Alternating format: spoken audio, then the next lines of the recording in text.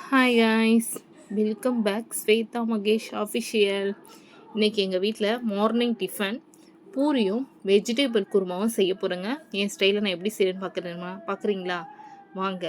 அதுக்கு 2 வெங்காயம், ஒரு தக்காளி, 2 பச்சை மிளகாய், ஒரு பிடி பூண்டு, ஒரு பிடி இஞ்சி, இதை நல்லா வதக்கி எடுத்து ஆற வச்சு அரைச்சிக்கலாங்க. அது கூட அடுத்தது தேங்காய், ஒரு 3 சில்லி தேங்காய், கொஞ்சோண்டு சோம்பு, உடச்ச கடலை கொஞ்சோண்டு. உடச்ச கடலை திக்கு கொடுக்க குழம்பு, அதுக்காக நான் உடச்ச கடலை சேர்ப்பேன். ஒவ்வொருத்தரும் முந்திரியும் சேர்த்துப்பாங்க. முந்திரி இருக்கவங்க முந்திரி சேர்த்துக்கலாம். ஆனால் நான் உடச்ச கடலை தாங்க எப்போவுமே சேர்ப்பேன். இந்த திக்கை அரைச்சி எடுத்துக்கலாம். இப்போது குக்கர் வச்சுட்டு எண்ணெயை ஊற்றி பட்டை, லவங்கம், கிராம்பு, ஒரு 2 ஏலக்காய் போட்டு வதக்கிட்டு கேரட்டு, பீன்ஸு, உருளைக்கிழங்கு இது சின்ன சின்னதாக கட் பண்ணி வச்சுருக்கேங்க. இதையும் அதில் போட்டு கொஞ்சம் ஒரு 2 வதக்கு நல்லா வதக்கி எடுத்துக்கலாம். வதக்கிட்டு நம்ம வெங்காயம் தக்காளி அரைச்சி வச்சுருக்கோன்னவா, அதையும் இதில் ஆட் பண்ணி நல்லா வதக்கிக்கலாங்க.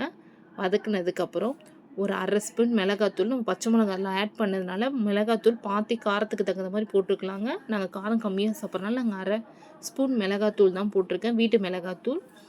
மஞ்சள் பொடி போட்டுக்கிட்டு உப்பு தேவையான அளவுக்கு சேர்த்துக்கிட்டு தேங்காய் அரைச்சதை அதில் ஆட் பண்ணிக்கிட்டு தேவையான அளவுக்கு தண்ணி, நம்மள ஒருத்தருக்கு திக்காக பிடிக்கும், ஒருத்தருக்கு தண்ணியாக பிடிக்கலவா, எனக்கு நார்மலாக பிடிக்கும்னால தேவையான அளவுக்கு தண்ணி ஊற்றி விசில் போட்டு 2 விசில் வச்சு எடுத்துக்கிட்டேங்க. இப்போ மாவு பெசு வச்சது ரெடி ஆகிடுச்சு. இப்போ பூரிக்கு தேய்ச்சிக்கலாம்.